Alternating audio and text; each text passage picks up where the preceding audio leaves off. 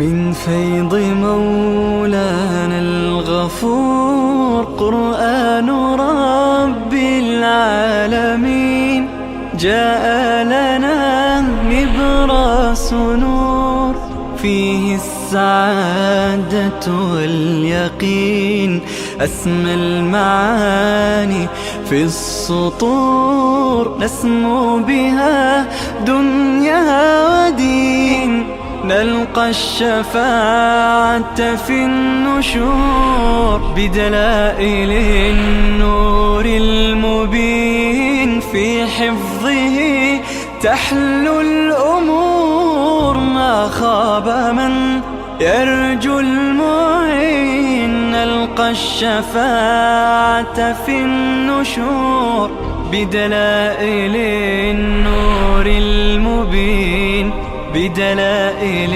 النور المبين.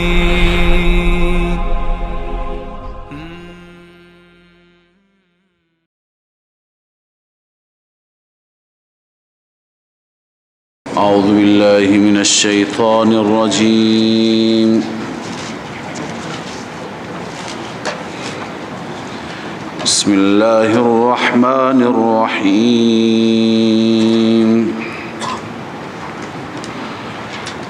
ألف لام ميم ذلك الكتاب لا ريب فيه هدى للمتقين الذين يؤمنون بالغيب ويقيمون الصلاة ومما رزقناهم ينفقون والذين يؤمنون بما أنزل إليك وما أنزل من قبلك وبالآخرة هم يوقنون. صدق الله العظيم. اللهم صل على سيدنا وشفيعنا محمد وصحبه أجمعين. سوره مبارکه بقره هست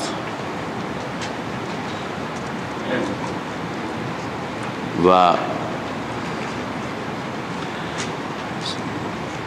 سوره بقره را بقره به این خاطر میگویند که در بخشی از سوره در رکوع 8 این سوره ذکر بقره بنی اسرائیل که از طرف خدای تعالی دستور ذبحش داده شد ذکر اون آمده. اکثر سوره های قرآن کریم تسمیه هایشان و نام هایشان به همین شکل تسمیه الکل به اسم الجز هست. در یک جزئی از سوره بخش عمده‌ای و مطلبی و موضوعی هست سوره مسما میشه به همون نام. و ربط سوره بقره را ابتداءً با سوره مبارکه فاتحه ذکر میکنیم. روشی که شیخ حسین علی رحمه الله دارند ربط بین سوره ها را به دو صورت بیان می کنند، یکی ربط اسمی و یکی ربط معنوی. ربط اسمی به این صورت که ربطی بیان می کنند که اسمن سوره ها با هم ارتباط پیدا می کنند، و ربط معنوی مشخصه، مطالب و مفاهیمی که در سوره های گذشته هست با سوره های بعد به نوعی مرتبط هستند. اون ارتباطات را بیان کردن ربط معنوی هست. خب برای ربط اسمی من مقدمتا خدمت شما عرض می کنم که با توجه به اینکه در سوره بقره بحث توحید فی العباده و توحید فی الاستعانه آمد، ایاک نعبد و ایاک نستعین.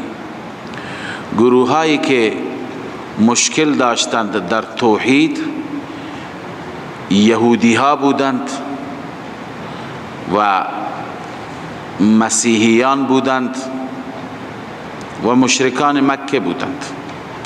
یهودیا هم عزیر را پرستش می کردند و هم گاو را پرستش کردند.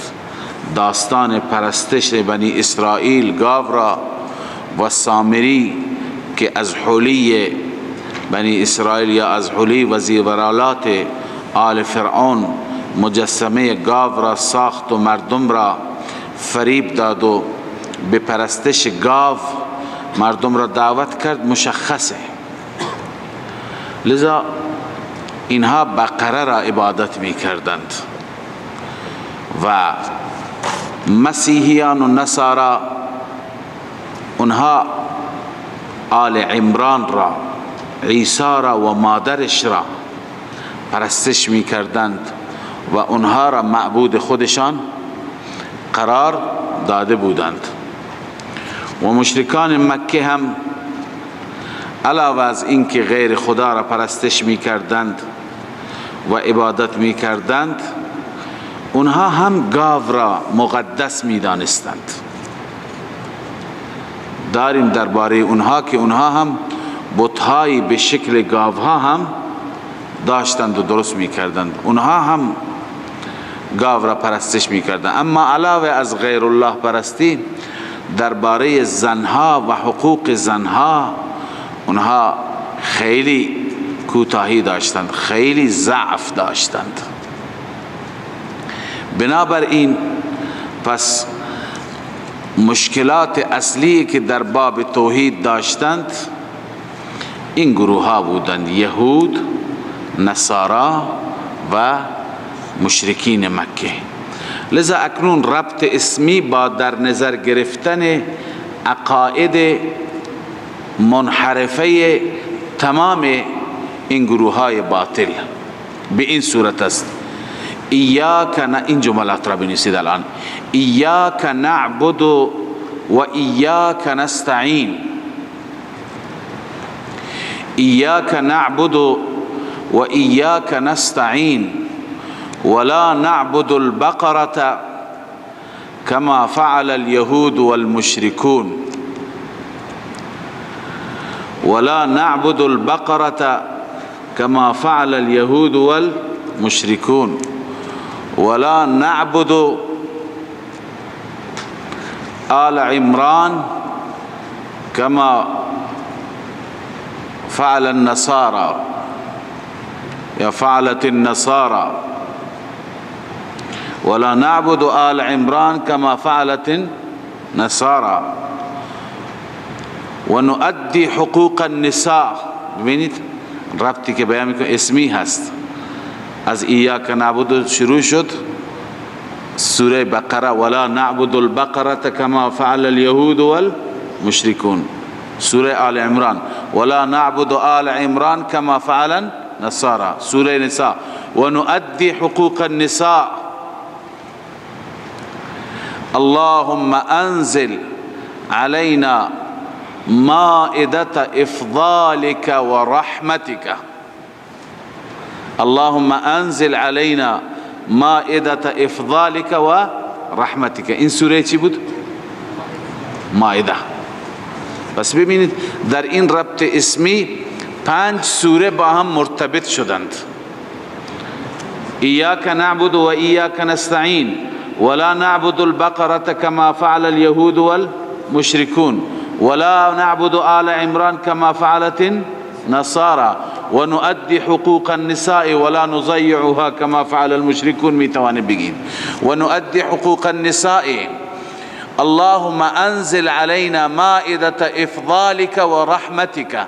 پس این شد سوره بقره، سوره آل عمران، سوره نساء، سوره مائده.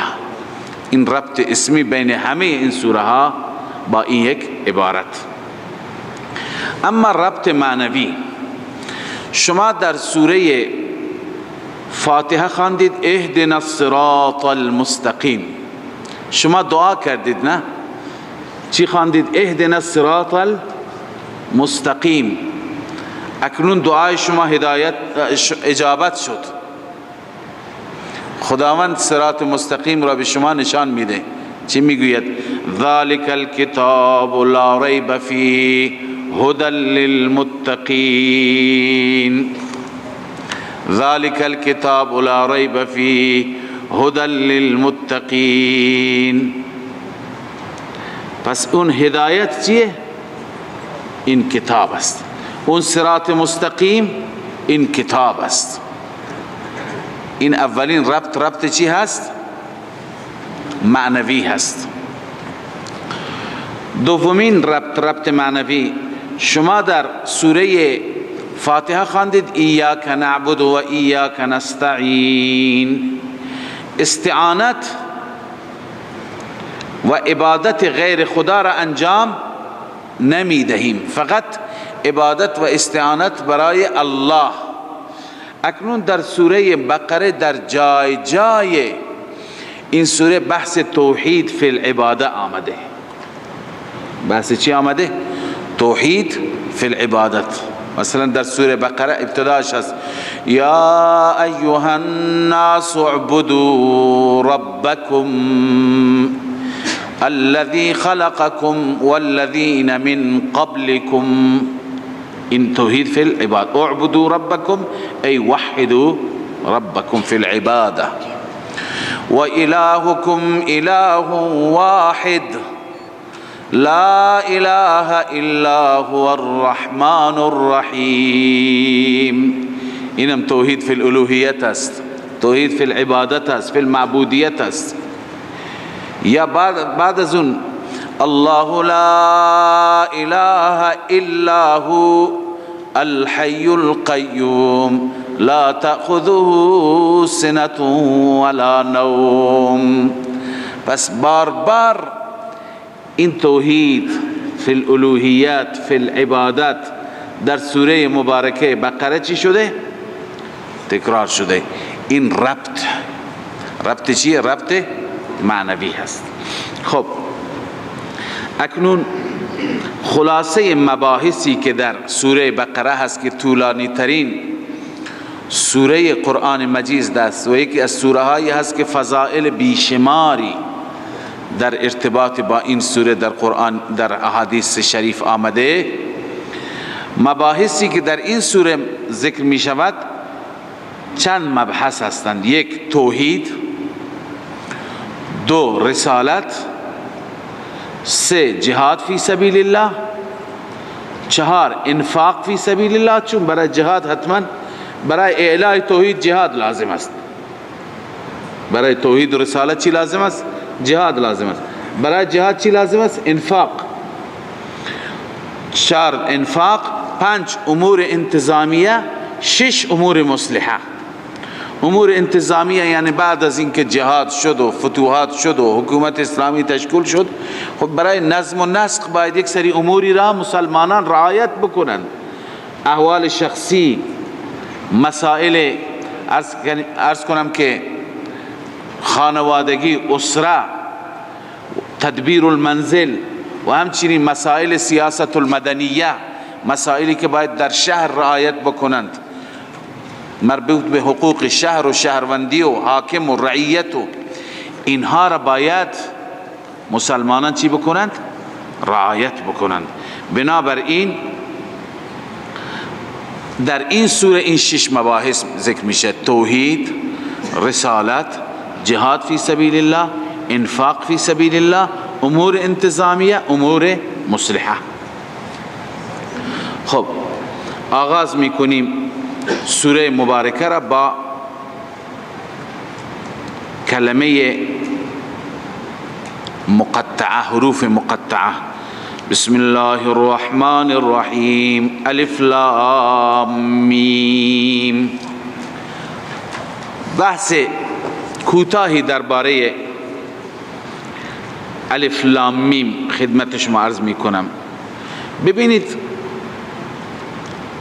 همون طوری که در احکامی که ما به جا می آوریم لازم نیست که فلسفه هر حکم را بدانیم. علت چیه که ما نماز میخوانیم؟ خب شاید مثلا برای نماز فلسفه مشخص بشه که اظهار به هر حال عبدیت است، اظهار تذلل است، مظهر بندگی هست، اصلا مظهر مسلمانی و دین هست. خدایی را که قبول دارم روزانه بر اساس دستور او در جلوی او خم میشم، به سجده میافتم. اما خیلی دیگر از احکام هستند ما فلسفه شون را شاید نمیدانیم، مثل حج، مثل روزه، مثل سعی بین صفا و مروه. چرا این طرف بدو این طرف بدو؟ دستوره،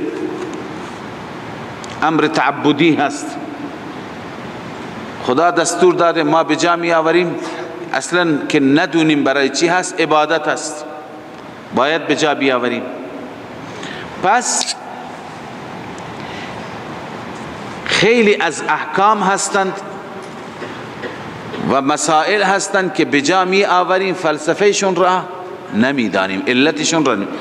هکذا قس علی هذا، خیلی از آیات متشابهات هستند، تلاوت میکنیم، قرآن جز قرآن هستند، به اونها ایمان داریم ولی مفهومشان را نمیدانیم.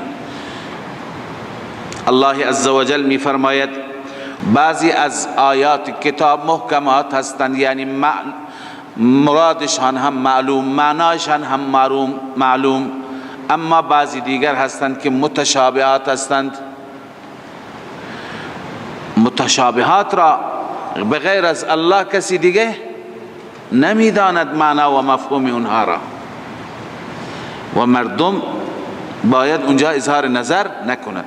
از جمله اون متشابهات حروف مقطعات هستند. متشابهات بر دو نوع هستند، بعضی ها معلوم المعنا مجهول المراد، معنایشان معلوم هست، مراد مجهوله، مقصد چیه این مجهوله. مثلا الرحمن علی العرش استوى، مرادش معنایش معلومه، رحمان بر عرش نشسته، قرار گرفته. یا ید الله فوق ایدیهم، دست خدا، دست خدا معنای لفظیش هست، اما مرادش مفهومش الله اعلم بمراده.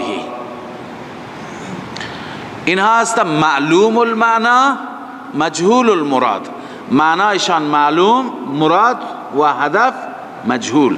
اما نوع دوم هستند که مجهول المعنا مجهول المراد، نه معنایشون معلومه نه مرادشون. اونها حروف مقطعات هستند، الف لام میم، الف لام را، الف لام میم را، الف لام میم صاد، طه، طاسین، طاسیم میم، حامیم. اینا همه نه معنایشون معلوم هست و نه مرادشون معلوم هست.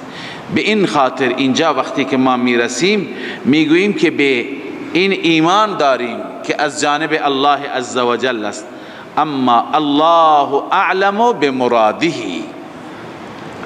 مرادش را الله بهتر میداند. ببینید درباره اینها، درباره حروف مقطعات، سلف ما، بزرگان ما، مفسرین چه فرمودند؟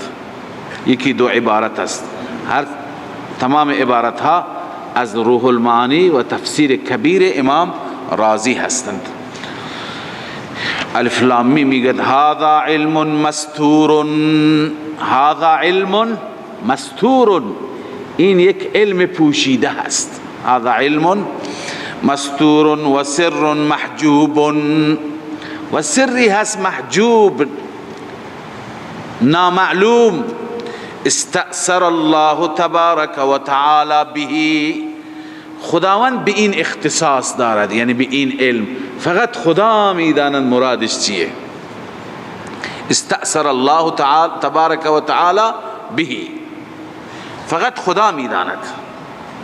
تفسیر کبیر روح المعانی.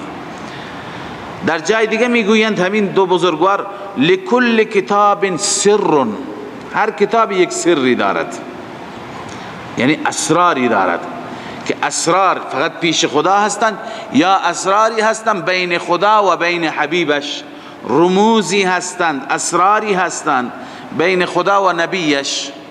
لكل کتاب سر و سر القرآن اوائل الصور. و سر قرآن چیه؟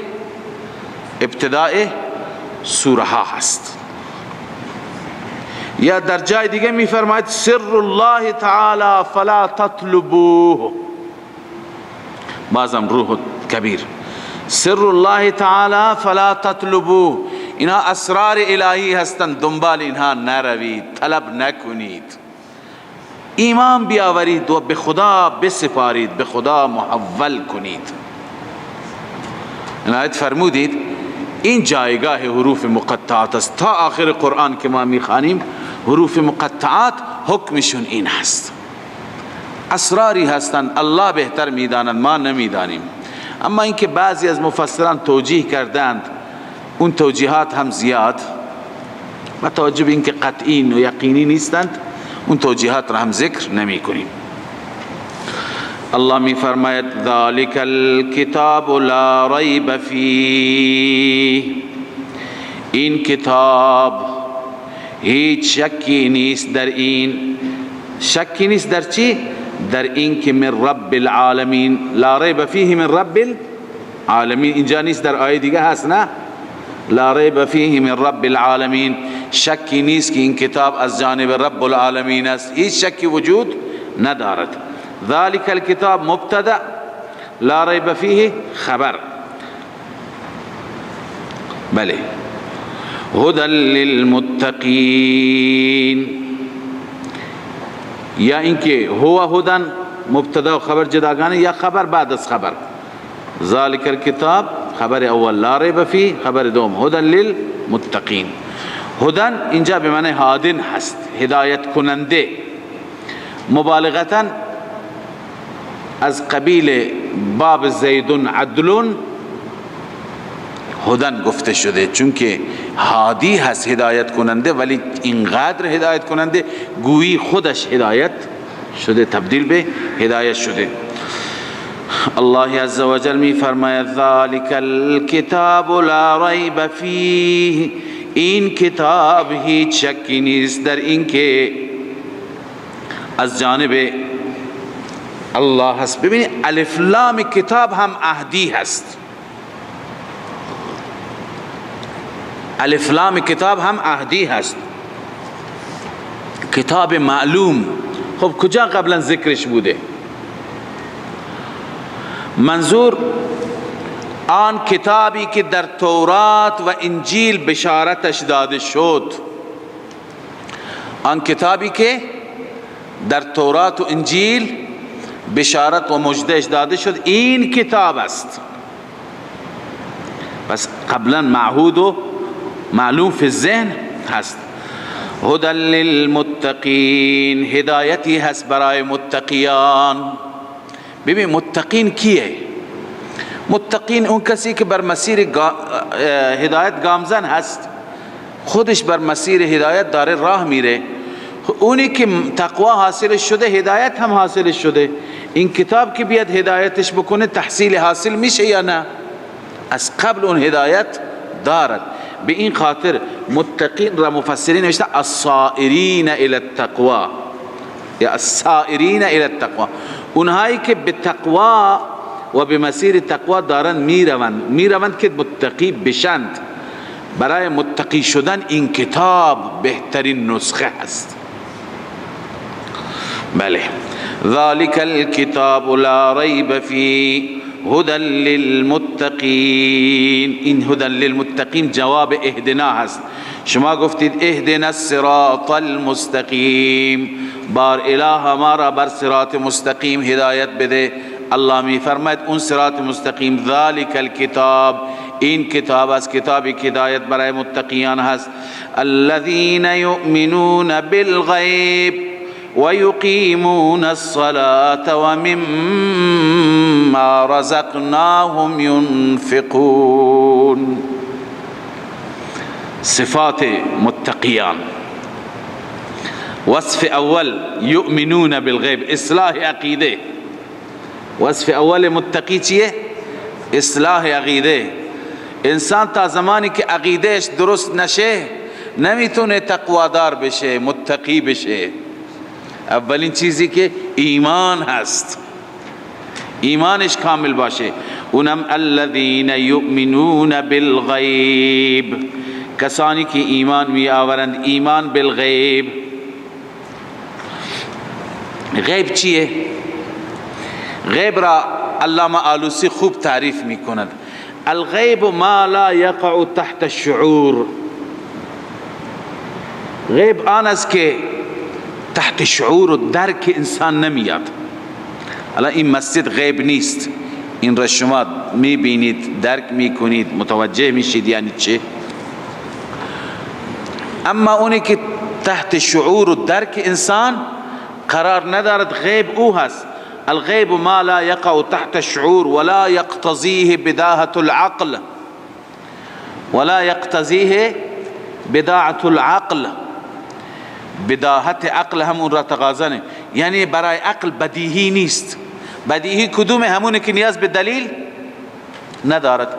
مثلا شما که دیدید به تواتر هم رسیده، من میگویم مسجد مکی در زاهدان است، نیاز به دلیل دارد؟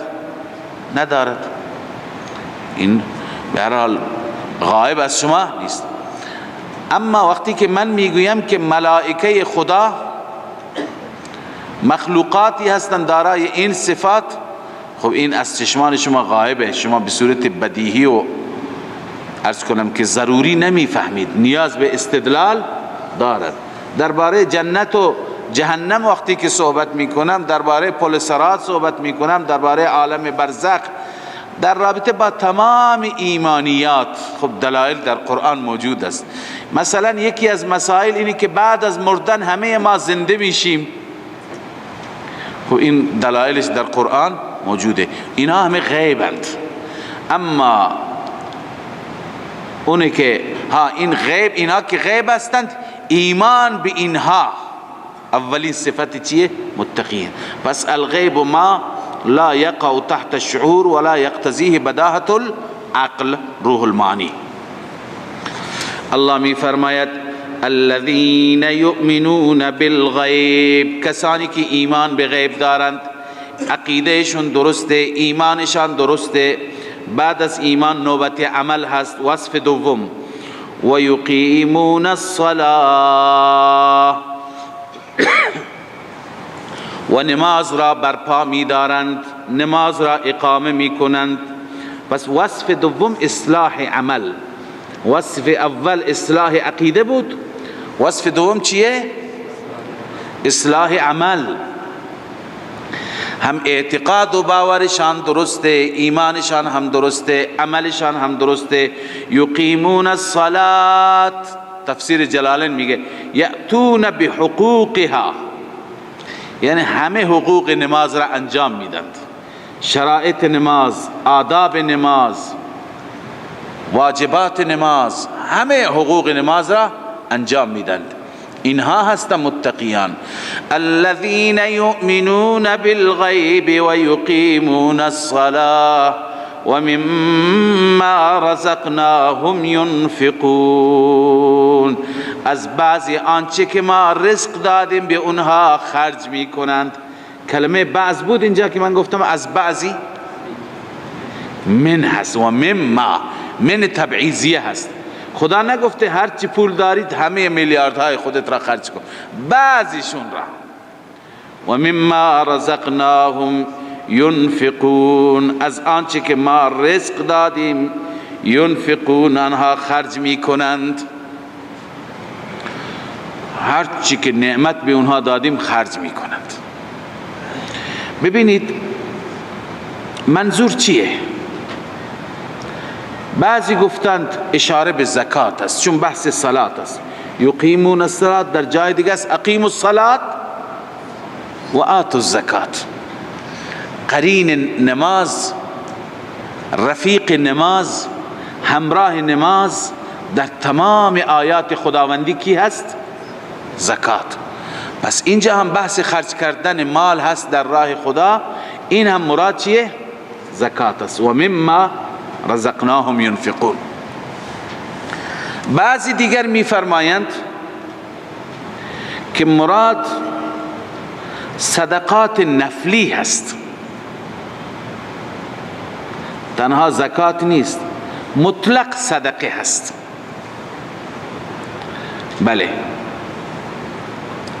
و بعضی دیگه میگویند که اون نفقه ای هست که شما بر اهل و عیال خودتون خرج میکنید، اون نفقه ای که شما بر اهل و عیال خرج میکنید، از آنچه که ما رزق دادیم خرج میکنن، یعنی حقوق انسانها را هم به جا میآورن. ولی بهتر هست با توجه به اینکه ما هم عام هست، ما خیلی تعمیم در این ایجاد بکنیم، همان گونه که مفسران عام کردند، تعمیم ایجاد از بعض آنچه که ما دادیم بهشون خرج میکنند. چه خرج کردن برای زن و بچه هم تحت این هست، چه خرج کردن صدقاتی که انسان به منظور صله رحمی به خویشاوند میده، به عرض کنم برادر میده، به پسر عمو میده، به ذوی الارحام میده، اونها را هم شامل. چه زکات های مالی و زکاتی که واجب است و فرض است انسان ادا میکند، حقوق مالیه، حقوق واجبه، اونها را هم شامل میشه. و نه تنها در باب مال حصرش بکنیم و مما رزقناهم. کسانی که بیضاوی خواندن میدانند که بیضاوی هم حصر نکرده، میگه فقط مال نیست. مثلا به شما خداوند چی داده؟ علم داده. به شما خداوند چی داده؟ علم داده. شما علمت را چی بکن؟ به مردم برسان، خرجش کن، هر چی که میدانی دیگران را هم بفهمان. این هم چی هست؟ و مما رزقناهم ينفقون. به این خاطر بعضی گفتن و مما علمناهم يعلمون یا يعلمون، و مما علمناهم يعلمون، آنچه که ما بهشون آموزش دادیم، ما علم دادیم. علم را از کجا آوردی؟ خدا بهت داد. صلاحیت دادیم. این را هم چیکار میکنند؟ نمیبرند با خود در قبر دفن نمی کنند. علم را با خودشون در قبرستان دفن نمی کنند، بلکه یعلمون، دیگران را آموزش میدهند. علم خودشون را سینه به سینه چه می کنند؟ منتقل. پس به این معنا بکنید عموم. این آیت بفرمایید ابن کثیر چه میگه؟ و اول التأویلات بالآیه، بهترین تأویلات نسبت به این آیه و احقها به صفت القوم، و سزاوارترین و ارزشمندترین نسبت به صفت قوم، ان یکون کانوا الجمیع اللازم فی اموالهم، همه چیزهایی که لازم است در اموال همه مراد باشد. مؤدین، همونی که انسان ادا میکنه، انسانها قوم ادا میکنه.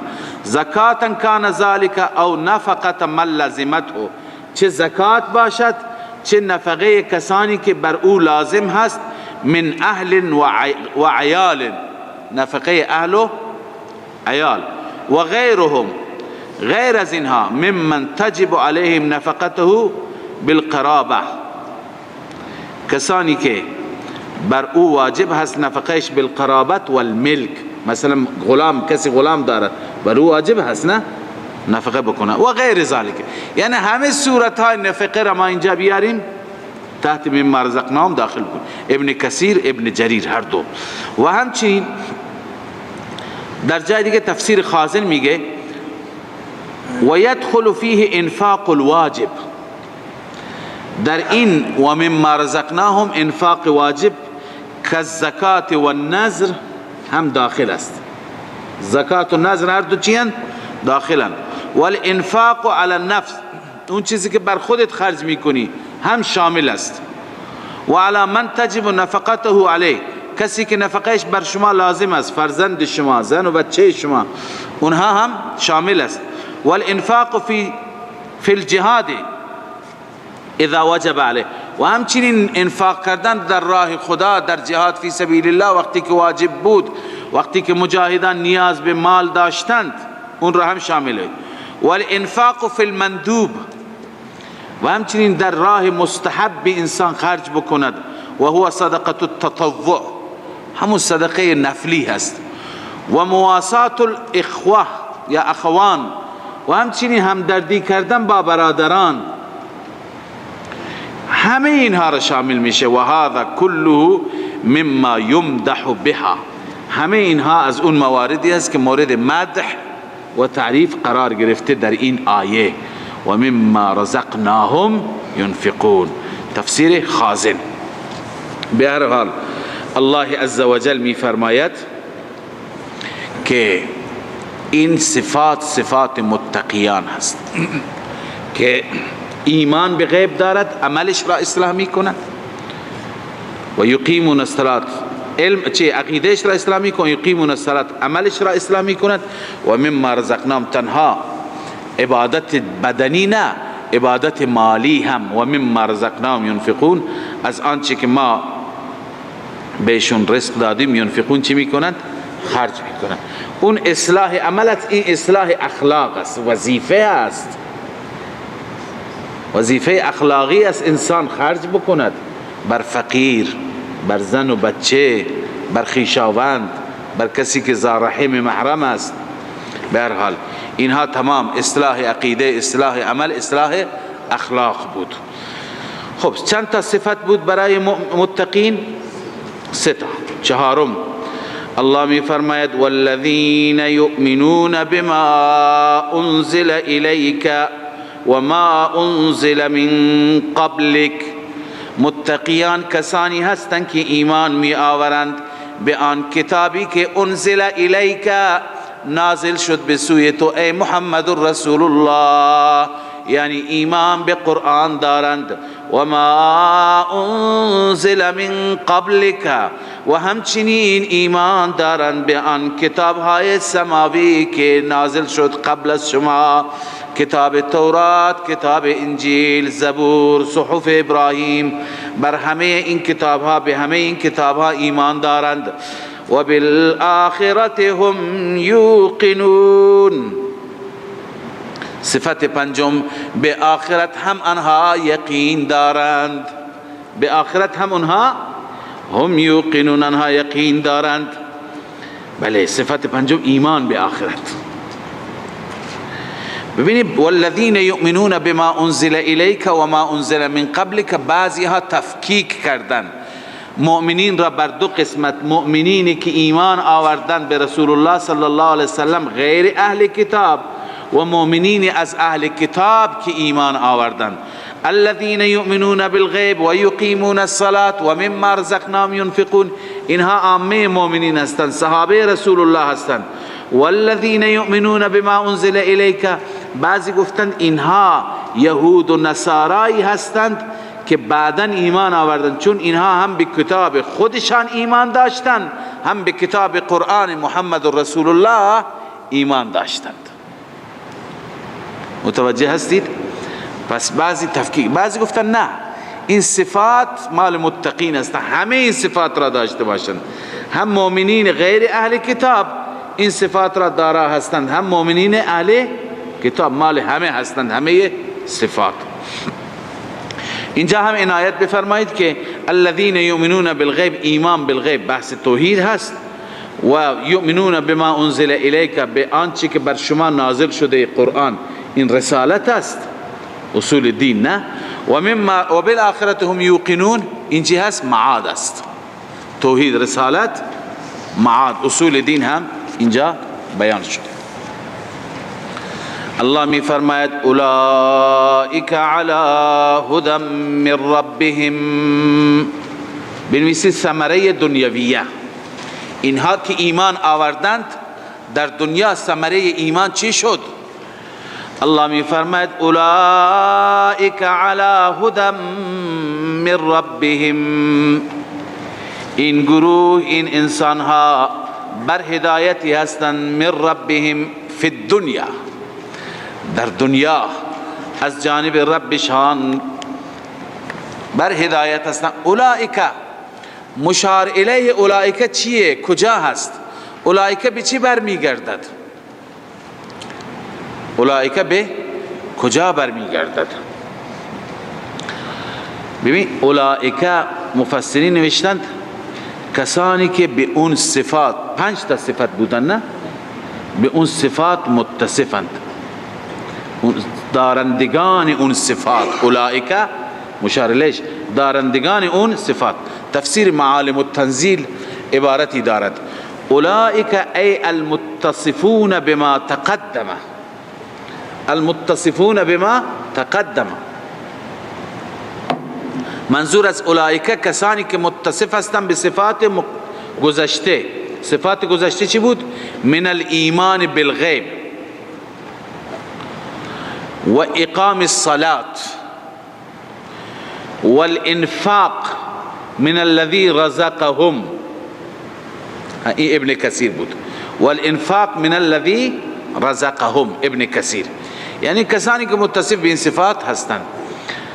و معلم التنزیل میفرماید ای اهل هذه الصفات، اهل این صفات. اینها را الله میفرماید اولئک علی هدی من ربهم، متصفین به این صفات بر هدایت هستند از جانب ربشان. در دنیا خدا اونها را هدایت فرموده. و اولئک هم المفلحون، اینها رستگاران هستند. ثمره اخروی بنویسی فی الاخره، اون نتیجه دنیا این نتیجه آخرت. در دنیا اینها رستگاران هستند. اولئک هم المفلحون.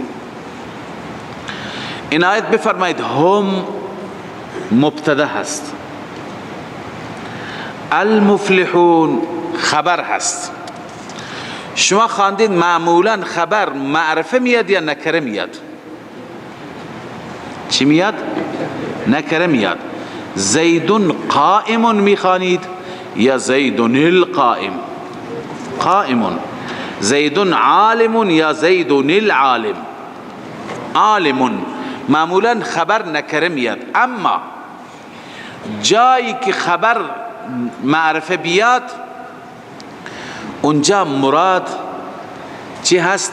کمال وصف خبر در موصوف.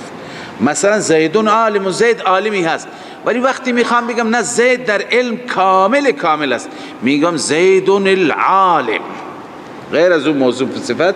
این چی؟ مبتدا و خبر. پس اینجا هم المفلحون، نگفت هم مفلحون، آنها رستگارند. هم المفلحون بر اساس این قاعده ترجمه چی میشه؟ آنها هستند رستگاران کامل. هم المفلحون رستگاران کامل. عنایت بفرمایید تفسیر مظهری اینه میگه یدل علی انهم الکاملون فی الفلاح. هم المفلحون دلالت بر چی دارد؟ بر اینکه در فلاح و رستگاری اینها چی هستند؟ کاملون هستند. پس فیلزم ان یکون صاحب الکبیرة غیر کامل فی الفلاح.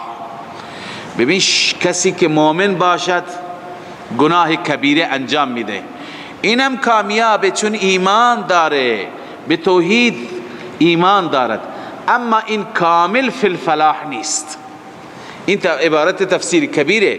تفسیر کبیر میگه که فیلزم، و پس لازم میاد که ان یکون صاحب الکبیره، کسی که گناه کبیره مرتکب میشه، غیر کامل فی الفلاح، در فلاح و رستگاری کامل نباشه. پس در فلاح و رستگاری چه کسی کامل است؟ ایمانش هم کامل، عملش هم کامل، در عمل هم سستی نداره، گناه کبیر مرتکب نمیشه.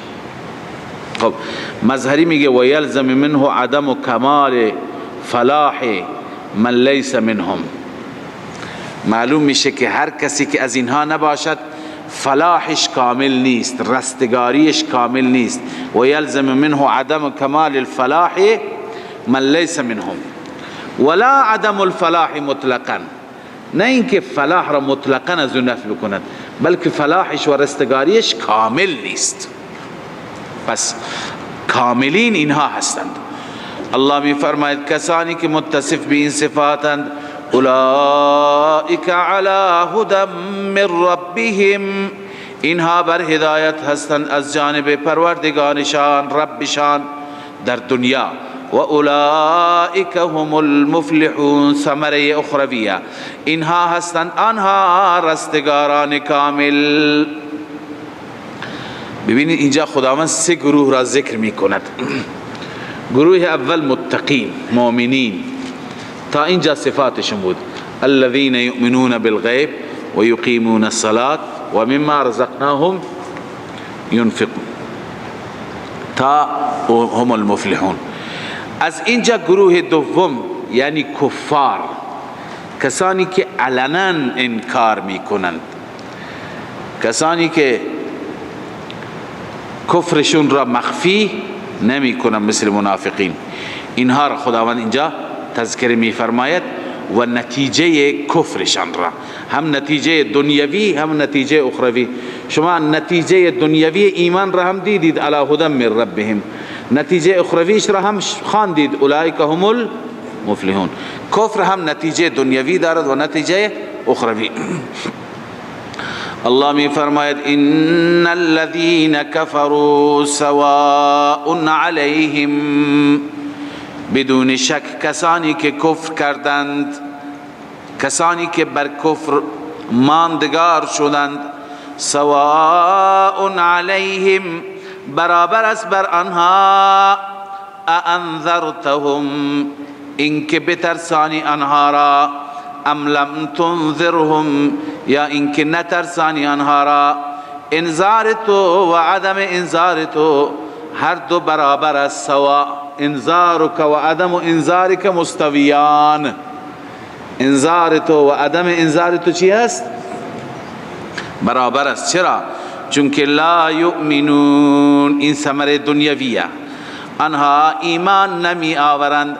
هرچه رسول الله صلی الله علیه وسلم آیات را ظاهر بکنی، معجزات را نشان بدهی، اینها هرگز ایمان نمی آورند، باور ندارند. چرا؟ علتش چیه؟ ختم الله، این علته. مراحل دیگه طی شده، شما میدانید درجات ضلالت را خواندید، مراحل طی شده که به اینجا رسیده. مراحل چی طی شده؟ ضلالت. ختم الله على قلوبهم وعلى سمعهم، رب العالمین مهر زده بر قلوبشان وعلى سمعهم، بر گوشهایشان، وعلى ابصارهم غشاوه، و بر چشمهایشان پرده هست، ولهم عذاب عظیم. این ثمره دنیوی بود. در دنیا الله عزوجل حواس را از اونها گرفته، قوات را از اونها سلب کرده، نمی توانند هدایت را ببینند، بشنوند، درک کنند، ایمان را درک نمی کنند.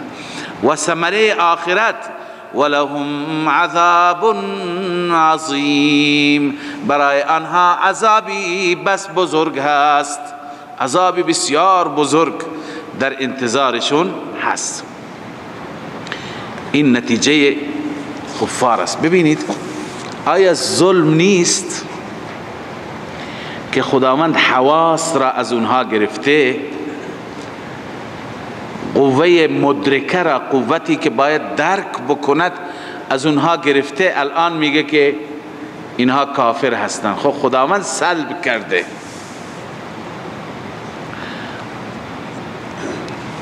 عرض کنم خدمت شما که اینجا باید یک قید اضافه بکنیم، چون ما درجات گمراهی را خواندیم. ختم القلب و اینکه خدا بر دل مهر جباریت میزنه، چرا میزنه؟ بعد از چه مرحله ای هست؟ بعد از جدال بالباطل، بعد از اینکه اون با باطل و با افسانه های دروغینش با حق جدال میکند، مبارزه میکند، خدا او را محروم میگرداند. پس این محرومیت، این حرمان به سبب اعمال خودشون هست. ختم الله علی قلوبهم، بنویسید به سبب اعمالهم. بسبب اعمالهم. دلیل چیه؟ الله تعالی می فرماید کلا بل ران علی قلوبهم بما كانوا یکسبون. چرا دلهایشون زنگ گرفت؟ چرا زنگار گرفت دلها؟ و این زنگ همون مهره، همین ختمه. بل طبع الله علی قلوبهم هست. تعبیرها فرق میکنه، مراد یکی هست. چرا خداوند عزوجل دلشون را مهر زد؟ چرا دلشون را خدای عزوجل با زنگها آلوده کرد؟ بل ران علی قلوبهم بما كانوا یکسبون. بسبب چی بود؟ کسب، عمل کرد. بنابراین اینجا اون قید را ما اضافه میکنیم، ختم الله علی قلوبهم بسبب اعمالهم بدلیل بل رانع. خب این اعمال کفار بود، ضد و عناد کفار و استقامت کفار بر کفر. نتیجهشون چی شد؟ ختم الله علی قلوبهم نتیجه دنیوی شد. البته نتیجه لا یؤمنون ختم الله علتش است، و نتیجه اخروی ولهم عذاب عظیم. این بحث گروه دوم هست. اما گروه سوم گروهی بودند که به ظاهر ایمان داشتند، ظاهرشان مثل گروه اول بود، باطنشان مثل گروه دوم بود. به ظاهر ایمان داشتند اما در حقیقت و در باطن ایمان نداشتند. الله عزوجل این گروه را یادآوری میکند. این گروه به نام منافقین معروف هستند. الله می فرماید و من الناس، من تبعیضیه هست، بعضی از مردم. و من الناس من یقول آمنا بالله، بعضی از مردم اونهایی هستند که میگویند ایمان داریم به الله و بالیوم الاخر و بروز آخرت. ببین مبدأ و معاد را ذکر کرد، در وسط بقیه خود به خود داخل میشه. مبدأ ایمان به خداست، آخر معاد هست. به هر حال ایمان به رسالت و ایمان به احکام و به قرآن تحت این داخل میشود. الله می فرماید و ما هم بمؤمنین، نیستند آنها بمؤمنین. این با برای تاکید است، یعنی اصلا ایمان ندارند، کلا ایمان ندارند. و ما هم بمؤمنین، اینها هرگز ایمان ندارند. خب ایمان که ندارند چرا میگویند آمنا بالله؟ غرض من یقول آمنا بالله، غرض یقول آمنا بالله هست. چرا وقتی که اینها ایمان ندار میگه آمنا؟ الله می فرماید یخادعون الله والذین آمنوا وما يخدعون الا انفسهم وما يشعرون. اینها فریب میدهند خدا را. یخادعون الله، فریب میدهند خدا را. العیاذ بالله. خدا چگونه فریب میخورد؟ خدایی که عالم الغیب هست، خدایی که از اسرار خبر دارد. بنابراین اینجا توجیه بیان کردند علما. یک توجیه اینه که اینجا مضاف مقدره، یخادعون الله یعنی یخادعون رسول الله، رسول الله را فریدن، چون رسول الله علم غیب نداشت، فریب هم میخورد. منافقین می آمدن دروغ میگفتن، رسول الله خبر نداشت این دروغ میگه، باور میکرد، اجازه میداد باشه به جهاد نیا، معذوری، واقعا عذر موجه داری. پس ببینید اینها رسول الله را فریب. شما قبلا خواندید اطاعت رسول الله اطاعت الله، من یطیع الرسول فقد اطاع الله. نافرمانی رسول الله نافرمانی خدا، محبت رسول الله محبت خدا. بهرحال هر چیز رسول الله هم برای الله حساب میشه. اینجا چون رسول الله را فریب میدادن گویا خدا را فریب میدن. یخادعون رسول الله هست، ولی الله عزوجل تعبیر فرمود به یخادعون الله. متوجه شدید؟ تا که جرمشون را بزرگتر بکنه، گناهشان را عظیمتر جلوه بدهد و نشان بدهد. این توجیه اول. توجیه دوم اینه که یخادعون الله، این جمله مفسر هست. والذین آمنوا، این تفسیرش هست. واو تفسیریه هست. واو خدا را فریب میده. یعنی چه؟ یعنی والذین آمنوا، مؤمنین را فریب میدند. ببین فریب مؤمنین هم فریب خدا حساب میشه. حدیث را شنیدید که الله عزوجل در روز قیامت به بندهش میگه بنده من نیازمند بودم تو به من رسیدگی نکردی، من مریض بودم به عیادت من نیامدی. و حدیث طولانی هست. یک سری از این نوع اعمال که مخصوص بشرند خدا ذکر میکنند. بنده میگه خدای تو پاک هستی از نیاز و از حاجت، تو پاک هستی از مریضی و علت. الله عزوجل میگه فلان بنده من نیاز داشت، من پیش او بودم، اگر نیاز او را برآورده میکردی من اونجا بودم. فلان بنده من مریض بود، من پیش او بودم، اگر عیادت او می آمدی گویا عیادت من آمدی. پس آنچه که برای بنده انجام میگیرد برای کی انجام میگیرد؟ برای خدا. خب اینا بندگان خاص و مقرب خدا را فریب میدن. الله میگه این فریب من است. یعنی اینقدر گناهش و جرمش بزرگ است. این توجیه دوم. الله می فرماید یخادعون الله والذین آمنوا، و همچنین کسانی که ایمان آوردند، یا اینکه در واقع خدا به معنای این است که فریب میدند مؤمنین را. اما نتیجه خدا چی هست؟ فضاحت و رسوایی در دنیا هست و همچنین ذلت و عقوبت در آخرت. این نتیجه خدا هست. رب العالمین می فرماید و ما یخدعون الا انفسهم، اینها فریب نمیدهند مگر خودشان را، جانهای خودشان را. و ما یشعرون، اینها نمیدانند، شعور ندارند، درک ندارند درک که نتیجه خدا به خودشون برمیگردد و بال خدا و گناه خدا به خودشون برمیگردد. خب این صفت منافقین بود. منافقین چیکار میکنند؟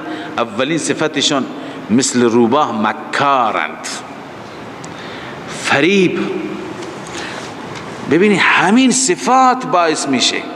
شما ملاحظه بفرمایید کفار را خداوند در دو خط صفاتشون را تمام کرد، اما منافقین ادامه داره تا کجا میره، بعداً تمثیل ها تازه میاد. همین اهمیت به مسائل منافقین و صفات منافقین را برجسته کردن نشان میده که خطر نفاق و منافقین به مراتب از خطر کفار بیشتر است. امروز تمام دنیا که پریشان هست و دست به دهان گرفته از دست منافقین. اسلام و کفر همه از دست اهل نفاق به سطوح در آمدند. ظاهرشون یک چیزه، باطنشون یک چیزه. شفاف نیستن که انسان بدونه و حساب کار خودش را بکنه. ظاهر چنان عمده، به قول شاعر مرحوم مولانا نصرالله حمیدی رحمت الله علیه یک شعری سروده بود، به اردو بود البته، میگفت ظاهر میں عمده باطن میں گنده. ظاهرشون عمده هست، باطنشون گنده. لذا منافق اینطوره، ظاهرشون چی هست؟ خیلی زیبا، خیلی عرض کنم که فریبنده، اما باطنشون گند هست، باطنشون خراب است. لذا الله عزوجل می فرماید که فی قلوبهم مرض، این علت است. چرا خداع دارند؟ چرا فریب می دهند؟ چون که الله می فرماید مرض دارند، مریض هستند، در دلشان مریض هست. مراد از مریضی چیه؟ شک و نفاق. بد اعتقادی، همه اینها مرض هستند. اینا همه تفسیر ابو سعود میگوید، علامه ابو سعود: استعیرها هنا لما في قلوبهم من الجهل والسوء العقیدة وعداوة النبی صلی الله علیه وسلم. چه مرضهایی اینها به چی استعاره شده؟ به مرض، به مرض تعبیر شده. استعیرها هنا، این فی قلوبهم مرضون به صورت استعاره آورده شده. برای چه چیزهایی؟ لما فی قلوبهم من الجهل، به خاطر آنچه که در دلهایشان جهل بود، و سوء العقیده، و عقیده بد بود، و عداوت النبی صلی الله علیه و سلم، و در دلهایشان عداوت رسول الله بود، و غیر ذلك من فنون الكفر، انواع کفر، انواع تمسخر، انواع استهزاء، اینها بودند ابو سعود. پس دلهایشان مرض است، این علت است که اونها فریب میدهند. الله میفرماید فی قلوبهم مرض، در دلهایشان مرض است، مرض شک است، مرض نفاق است، مرض عداوت رسول الله است، مرض سوء عقیده است، مرض جهل است. اینها همه مریضی هستند. اما نتیجه دنیوی فزادهم الله مرضا، الله عز و جل می افزاید در مرضشان، روز به روز شک بیشتر، سرگردانی بیشتر، روز به روز پریشانی بیشتر.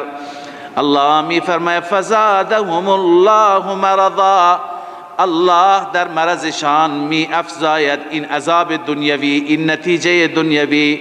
ولهم عذاب علیم بما كانوا یکذبون، این نتیجه اخروی و ثمره اخروی است. الله می فرماید برای آنها عذاب دردناک هست. چرا؟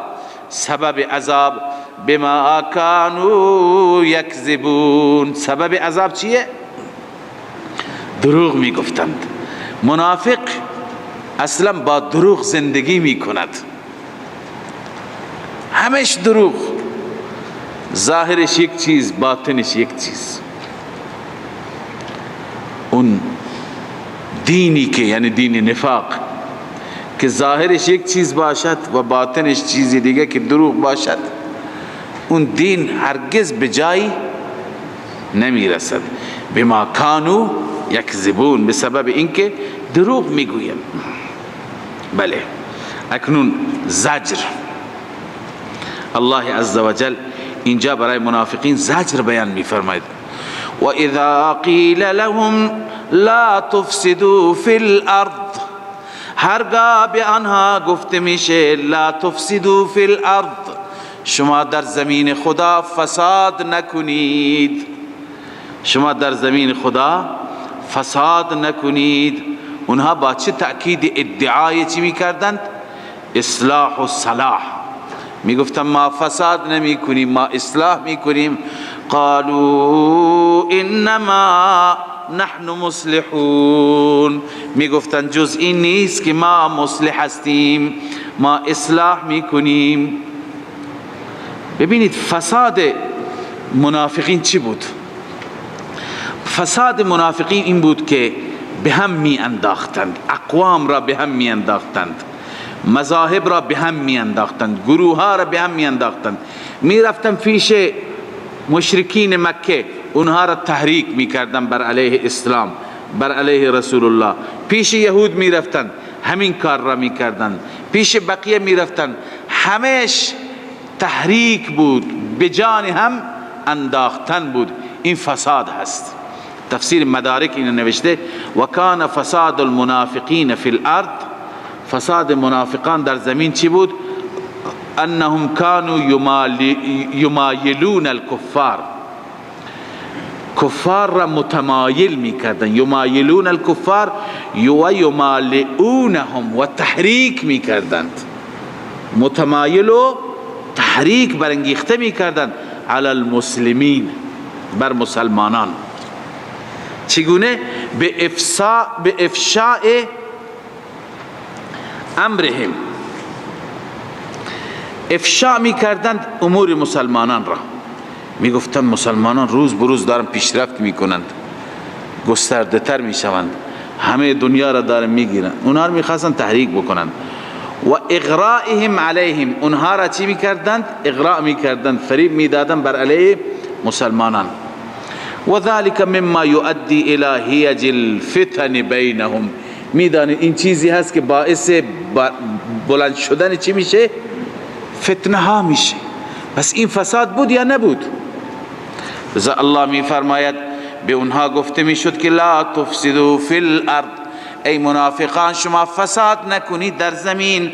قالوا انما نحن مصلحون، آنها می گفتند جز این نیست که ما مصلحیم، ما اصلاح می کنیم. اما رب العالمین رد می کند، رد ادعا می کند.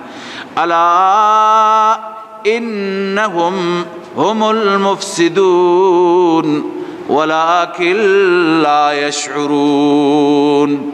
الا کلمه تنبیه، ان کلمه تأکید، هم تأکید، هم المفسدون دوباره و ضمیر فصل تأکید، تأکید بر تأکید، یعنی قسم به ذاتم. تأکید بر تأکید معنی قسم هست یا نیست؟ الا انهم هم المفسدون، آگاه باشید بدون شک، بدرستی، بتحقیق، آنها هستند فقط مفسدان. ولكن لا يشعرون، اما اینها شعور ندارند، درک ندارند، متوجه نیستند. و اذا قیل لهم آمنوا كما آمن الناس، خباثت دوم، اول خباثت اول فساد، خباثت دوم ایمان دروغین، ایمانشان ایمان نفاق است. الله می فرماید هرگاه گفته می شد به آنها آمنو، ایمان بیاورید، کما آمن الناس، همان گونه که ایمان آوردن مردم. مراد از مردم کی هست؟ الناس، الف لام عهد خارجی است. این مردمی که در خدمت رسول الله هستند، این جماعت مقدس، جماعت مخلص صحابه.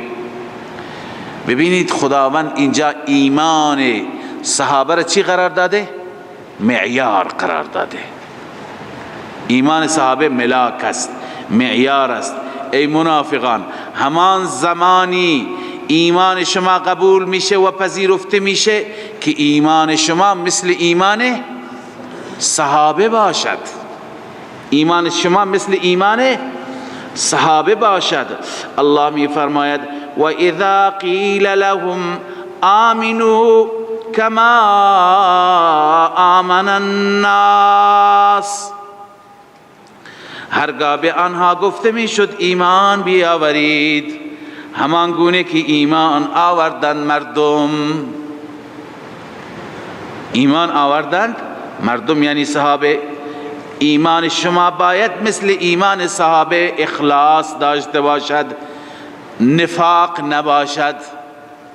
معلوم میشه که ایمان صحابه ایمان مقبول بود عند الله. خدا میپسنده اون ایمان را و اون ایمان را خداوند الگو قرار میده و به منافقان میگوید که شما تا اون زمانی که این ایمان را داشته نباشید مؤمن نیستید. ببینید روح المانی میگه ای ایمانا مقرونا بالاخلاص. آمن الناس ایمانی هست، ایمانی که مقرون باشد با اخلاص، همراه با اخلاص باشد. من شوائب النفاق، از خلط و قاطی شدن نفاق بدور باشد. مخلص باشد از چی؟ یعنی خالص باشد از شوائب النفاق، از آمیخته نفاق، آمیزش نفاق توش نباشد. این ایمان مطلوب من رب هست. خب اما ببینید منافق نسبت به صحابی چه دیدگاهی دارد.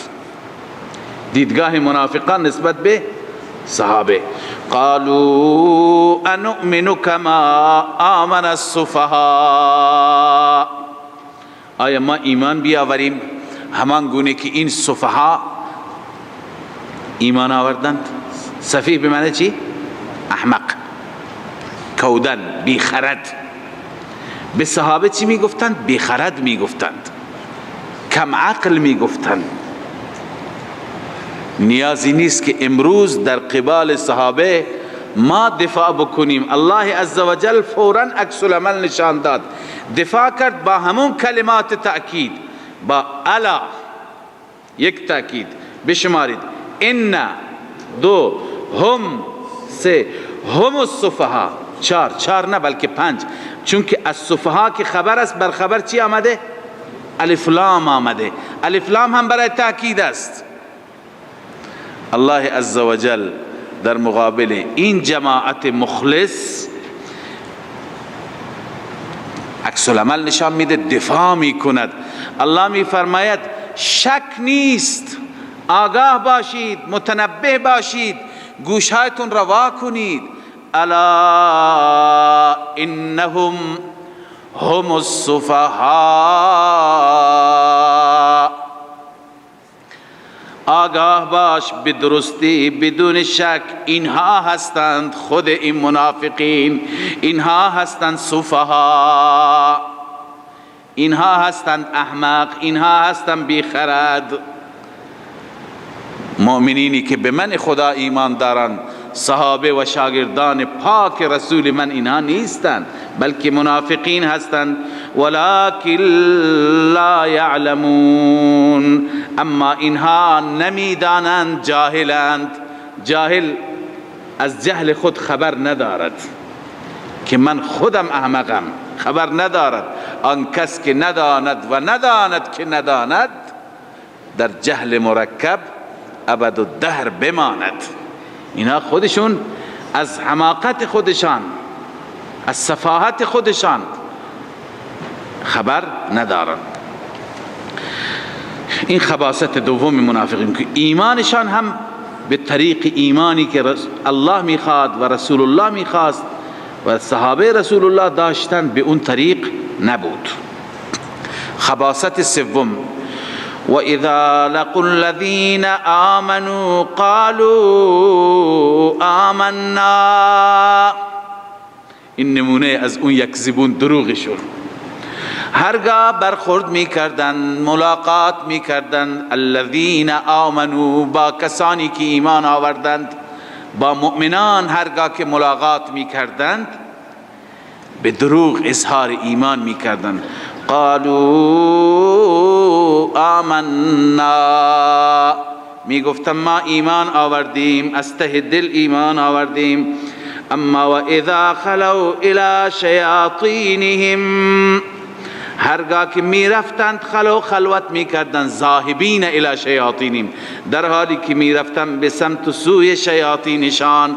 قالوا انا معکم انما نحن مستهزئون، جواب شبهه اونها را میدادند که شما پس مسلمان شدید؟ میگفتن نه، ما قلباً با شما هستیم. انا معکم، ما با شما هستیم. پس اونجا چی کار میکنید؟ پیش مسلمانان، در صف اونها، در جلسات اونها. انما نحن مستهزئون، ما مسخره کننده هستیم، مسخرهشون میکنیم، استهزائشون میکنیم. رب العالمین میفرماید، پاسخ میده، الله یستهزئ بهم و یمدهم فی طغیانهم یعمهون. الله آنها را مسخره میکند و یمدهم، و اینکه آنها را الله عزوجل میکشد در سرکشیشان، در طغیانشان، یعنی ادامه میدهند این طغیان را. الله بهشون مهلت میده، این امهال الله، مهلت الله در طغیانشان. یعمهون، سرگردانند. یعمهون یکی از عامیه، آخرش چی هست؟ لام هست، چی آخرش یا هست، معتل اللام. و یکی هست عمه. عامیه به چی میگن؟ کوری چشم. عمه به چی میگن؟ کوری دل. یعمهون یعنی دلشان کور هست، به معنی سرگردانند، پریشانند. لذا الله عزوجل اونها را استهزا می کند. اینجا سوال هست که الله عزوجل چگونه استهزا می کند؟ الله عزوجل پاک است از اینکه بنده را مسخره بکند. بعضی گفتند که این از قبیل چی هست؟ جواب ترکی به ترکی. متوجه هستید؟ جواب ترکی به ترکی معنیش اینه که هر کلمه که اونها استفاده میکنند در پاسخشون همون کلمه استفاده میشه، ولو اینکه این در حقیقت مثل اون نیست. اونی که اونها میکنه استهزاء است، اونی که الله باشون میکند استهزاء نیست. به ظاهر کلمه استهزاء تا پاسخی دندان شکن برای اونها باشد. مثلا خدای تعالی در قرآن فرموده جزاء سیئة سیئة مثلها. کسی به شما تو گوشی زد، سیلی زد، این میشه سیئه. حق شما چیه؟ انتقام. شما که انتقام میگیرید اینم مگه سیئه هست؟ اینم بده؟ بد نیست، حقتون هست. خب وقتی که حقتون هست قرآن تعبیر کرده به سیئه.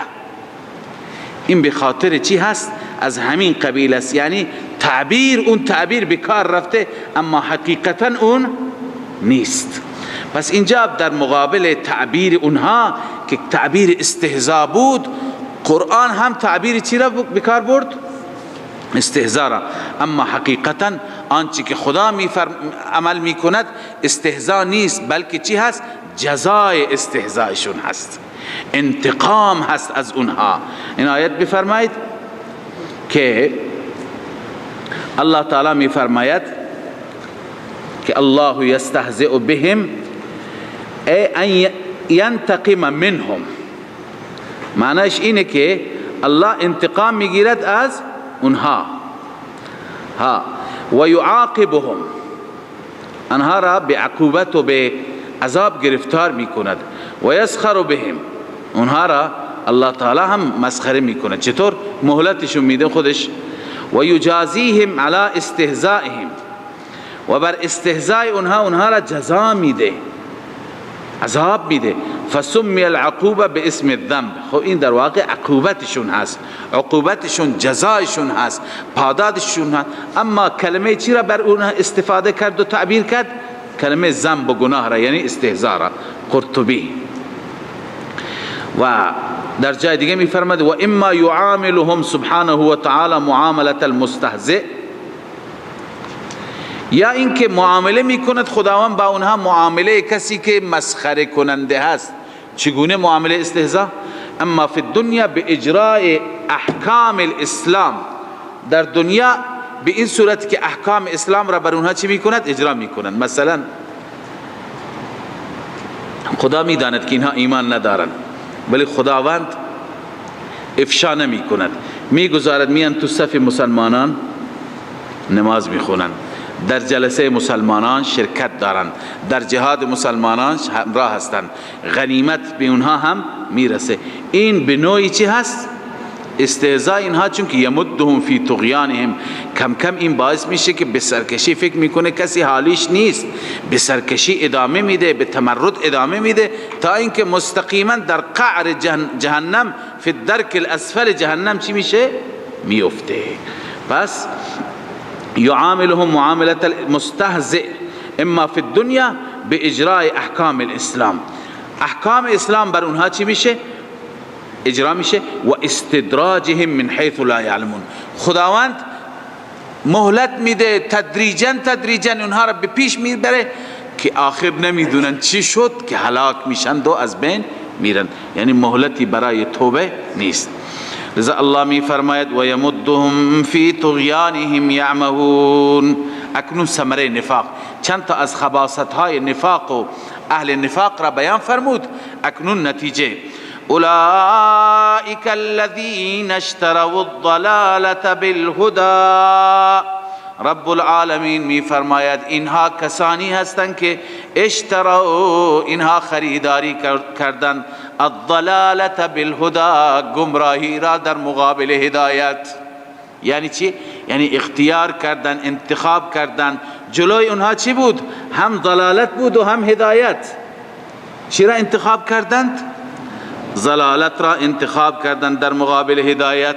این نوعی معامله بود، شبیه اشترا بود. هدایت را، یکی اینکه اشترا خریدن به این معنی که اون هدایت فطری را که در داشتند اون را فروختند و چی خریدند؟ ضلالت. یا اینکه اختیار کردند. الله وقتی که تشبیه داد به معامله می فرماید فما ربحت تجارتهم، سودمند نشد تجارتشان، در این تجارت ربح نبردند، سود نبردند. علت چیه؟ و ما کانوا مهتدین، علت این هست که اینها بر هدایت نبودند، بر هدایت نیستند که بدانند چه چیزی به نفعشون هست، چه چیزی به خیر و صلاح دنیا و آخرتشون هست. لذا اونها تجارت درستی نتونستند بکنند. مثلهم كمثل الذي استوقد نارا، بعد از اینکه صفات منافقین بیان شد، اولئک الذین اشتروا الضلاله، عرض کنم که ثمره نفاق و نتیجه نفاق بیان شد. اکنون خداوند در قالب مثالهای نفاق را بیشتر تفهیم میکند. صدق الله مولانا العظیم. من فيض مولانا الغفور قرآن رب العالمين، جاء لنا نبراس نور فيه السعادة واليقين، أسمى المعاني في السطور نسمو بها دنيا ودين، نلقى الشفاعة في النشور بدلائل النور المبين، في حفظه تحلو الأمور، ما خاب من يرجو المعين، نلقى الشفاعة في النشور بدلائل النور المبين، بدلائل